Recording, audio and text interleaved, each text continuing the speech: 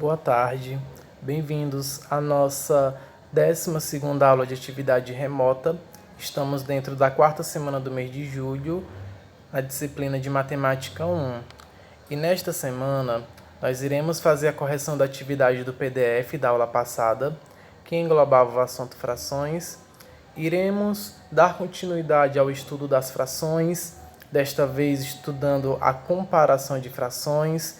Nós iremos aprender a comparar frações com denominadores iguais e frações com denominadores diferentes. E vocês irão resolver a atividade do módulo 2, que são as questões das páginas 178, 179 e 180.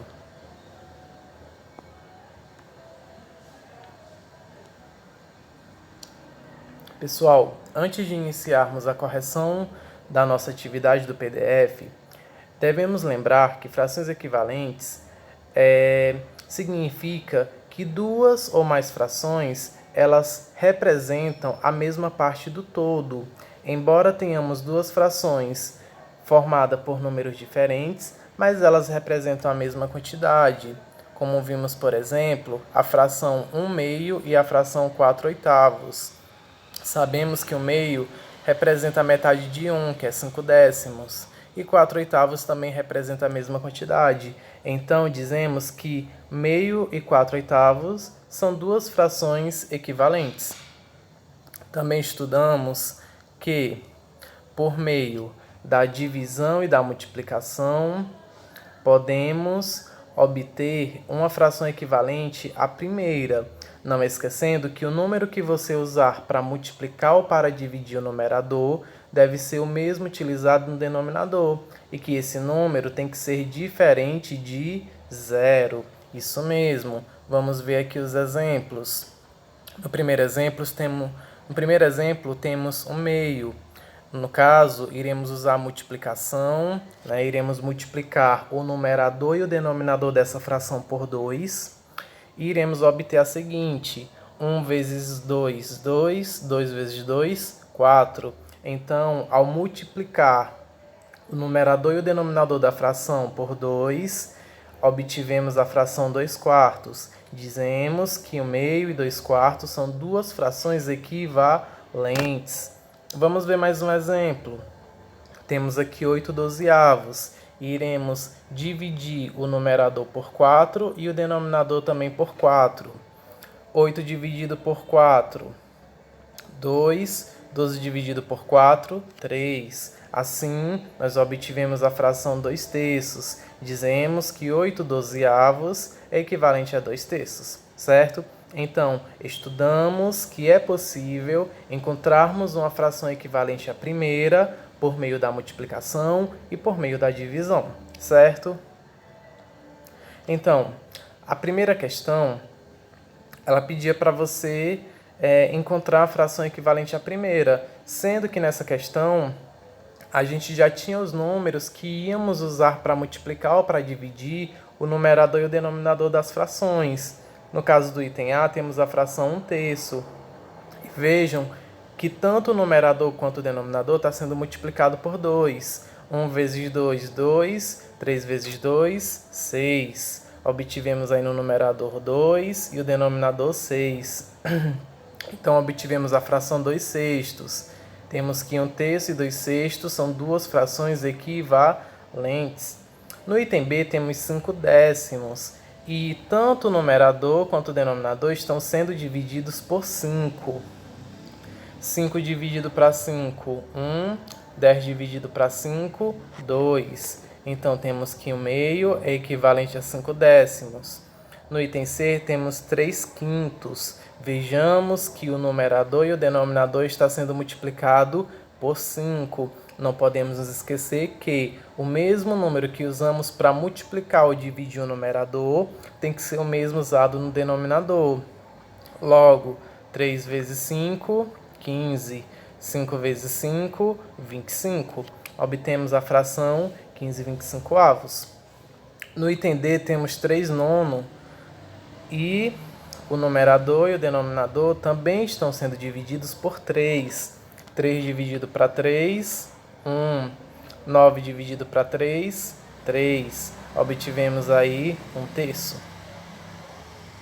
Gente, a questão 2, a gente vai também procurar frações equivalentes, certo? No caso do item A, eu vou usar a divisão, tá bom? Se você usou a multiplicação, não tem problema, certo?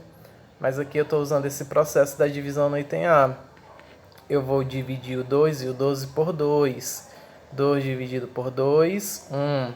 12 dividido por 2, 6. Eu obtive uma fração equivalente à primeira. Vamos obter mais uma, já que essa questão ela quer duas frações equivalentes. Para calcular a segunda fração equivalente, eu vou multiplicar por 2. 2 vezes 2, 4. 12 vezes 2, 24. Então, a nova fração, 4/24. Essa questão 2, ela quer que você encontre duas frações equivalentes à primeira. Então, no item A, usando a divisão, eu encontrei a fração sexto. E usando a multiplicação por 2, eu também encontrei 4/24, certo? No item B, temos 7/14. Inicialmente, eu vou dividir por 7 para encontrar a primeira fração equivalente. 7 dividido para 7, 1. 14 dividido para 7, 2. Sendo assim, eu tenho a fração 1/2. Agora eu vou encontrar a segunda. Posso usar a multiplicação, né? Posso multiplicar por 2. 7 vezes 2, 14. 14 vezes 2, 28. Então, 14/28, certo? No item C, eu tenho 9/12. E eu vou usar a divisão por 3 para simplificar e encontrar um equivalente. 9 dividido por 3, 3. 12 dividido por 3, 4. Assim eu obtive 3/4. Agora eu vou usar a multiplicação por 2. 9 vezes 2, 18. 12 vezes 2, 24. Sendo assim, eu tenho 18/24, certo? Encontrei duas frações equivalentes à primeira. No item D, temos 1/5. Eu vou usar a multiplicação por 2 de início. 1 vezes 2, 2. 5 vezes 2, 10. Obtive 2 décimos. E também vou multiplicar por 4. 1 vezes 4, 4. 5 vezes 4, 20. 4/20. Então, pessoal, obtive aí duas frações equivalentes à primeira, certo? Na maioria dos itens, eu usei a divisão para encontrar a primeira fração e usei a multiplicação para encontrar a segunda fração equivalente, certo? Se você multiplicou por outros números, obviamente você encontrou outras frações. O importante é que o número que você usar para multiplicar ou para dividir o numerador tem que ser o mesmo usado no denominador, correto? Dando sequência, temos a questão 3. A questão 3, ela envolve a simplificação, mas antes disso vamos lembrar que para simplificar uma fração, nós temos que dividir o numerador e o denominador por o mesmo número natural, diferente de 0 e de 1. Diferente de 0 porque não existe divisão por 0, e diferente de 1 porque se você for dividir o numerador e o denominador da fração por 1, você vai obter a mesma fração, certo? Então, simplificar é isso. É dividir o numerador e o denominador pelo mesmo número. Por exemplo, 8/12, né? Dá para me simplificar, dividir essa fração, o numerador e o denominador por 2. 8 dividido por 2, 4. 12 dividido por 2, 6. Obtive 4/6. Pessoal, ainda dá para mim continuar dividindo, certo? 4 e 6 dá para mim dividir por 2. 4 dividido por 2, 2. 6 dividido por 2, 3. Quando a gente chega nessa parte, eu cheguei em 2/3, e não dá mais para me simplificar, porque o 2 só dá para dividir por 2 e o 3 só dá por 3. Então, a gente diz que obtivemos uma fração irredutível, certo? Aí a fração é irredutível. Então, quando não é mais possível simplificar a fração, nós dissemos que obtivemos a fração irredutível, certo? Então, com base nesse conhecimento, nós iremos corrigir a questão 3, que pede para simplificar, né, as frações e torná-las irredutíveis. No item A temos 2/6, como são pares, então dá para dividir por 2. 2 dividido por 2, 1. 6 dividido por 2, 3. Então, no item A, a gente obtém a fração 1/3, certo?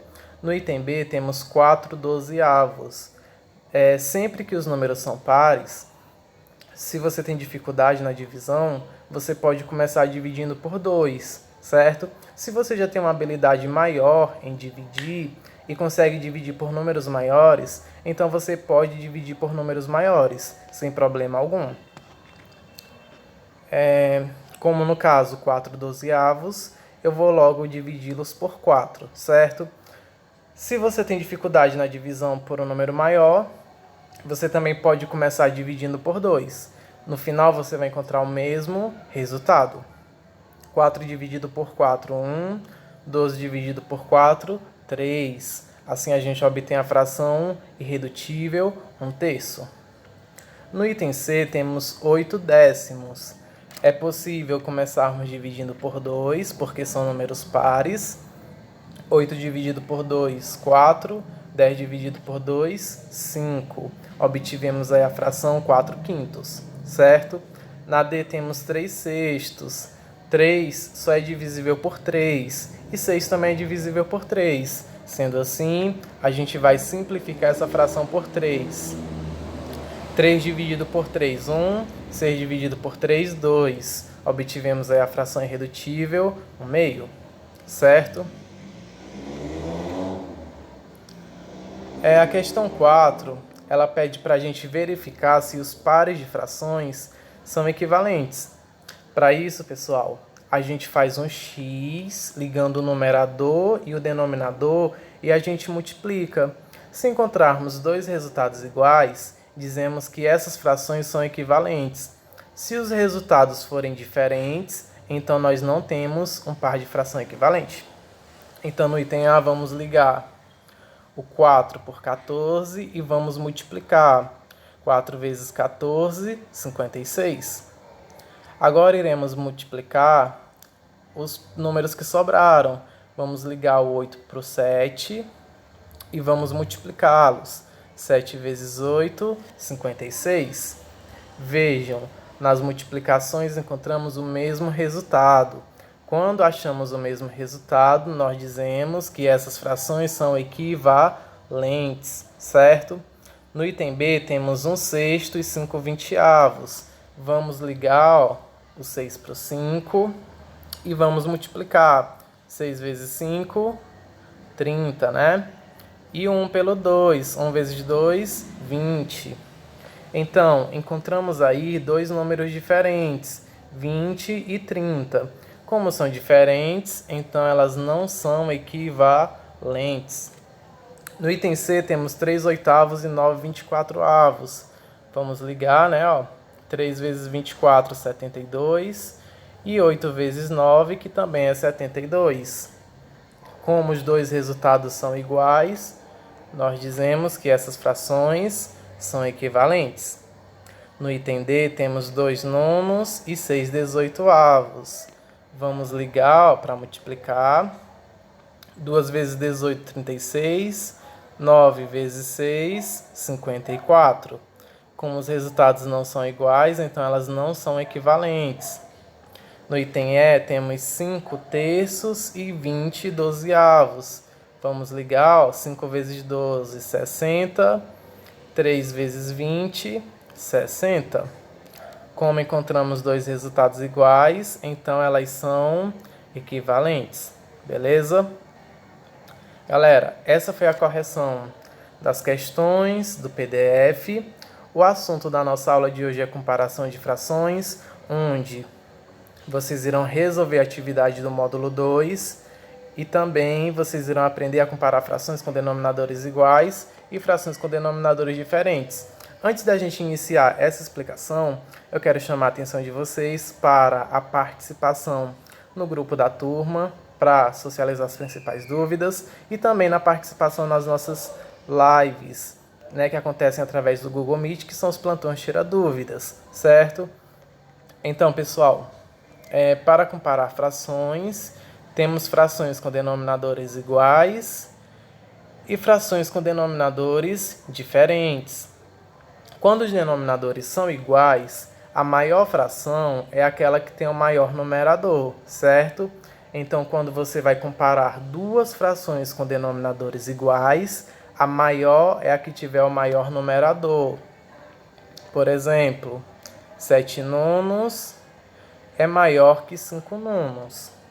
É o sinal de maior.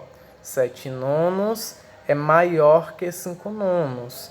Vejam, os denominadores são iguais, 7 é maior que 5, né? E nós sabemos que quando os denominadores são iguais, a maior fração é aquela que tem o maior numerador, certo?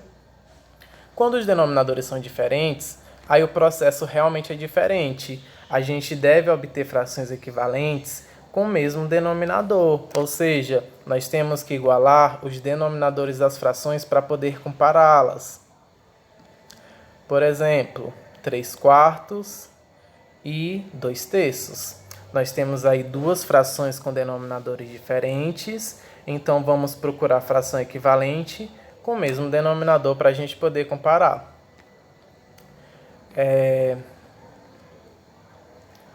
No exemplo temos 3/4 e 2/3. 3/4, eu irei multiplicar o numerador e o denominador por 3. 3 vezes 3, 9. 4 vezes 3, 12. Eu obtive aí 9/12, certo? Eu tenho a fração 2/3. Eu também devo procurar uma fração equivalente a ela, de modo que o denominador seja 12. Como é que eu vou fazer isso? É só multiplicar por 4, né? Se 4 vezes 3 é 12, então 3 vezes 4 também é 12. Então, vou multiplicar o numerador e o denominador por 4. 2 vezes 4, 8. 3 vezes 4, 12. Agora sim ficou fácil de compararmos. Temos aí 9/12 e 8/12. Nós vimos que frações com denominadores iguais, a maior delas é a que tem o maior numerador. Sendo assim, 9/12 é maior que 8/12, ou seja, 3/4 é maior que 2/3, certo? Não se enganem, vocês não podem dizer que 3/4 é maior porque o 3 é maior que 2 e o 4 é maior que 2. Não necessariamente por isso, tá bom? Então, denominadores iguais, a maior é aquela que tem o maior numerador. Denominadores diferentes, e que a gente vai fazer? Vamos procurar frações equivalentes, né? A primeira, para igualar os denominadores. Porque quando a gente tem denominadores iguais, o processo para encontrar quem é maior é mais simples, porque nós sabemos que quando esses denominadores são iguais, a maior dela é aquela que possui o maior numerador, certo? Então, com base nesse conhecimento, vocês irão resolver as questões do módulo 2, que está indicada na nossa agenda, certo? Também, como eu disse antes, eu aguardo todos na quinta-feira, a partir das 13 horas, para o nosso plantão Tira Dúvidas, que acontece através do Google Meet, onde a participação de todos é de extrema importância, pois gera participação. Também o grupo da turma, né, ele serve para socializarmos as principais dúvidas, para interagirmos também, já que não estamos no ambiente físico da escola, mas temos a nossa parte virtual, que é onde a gente está trabalhando durante esses meses de atividades remotas, certo? Pessoal, sobre as atividades do módulo, eu também chamo a atenção que o aluno ele deve tirar foto das páginas resolvidas e postar na plataforma Google Classroom.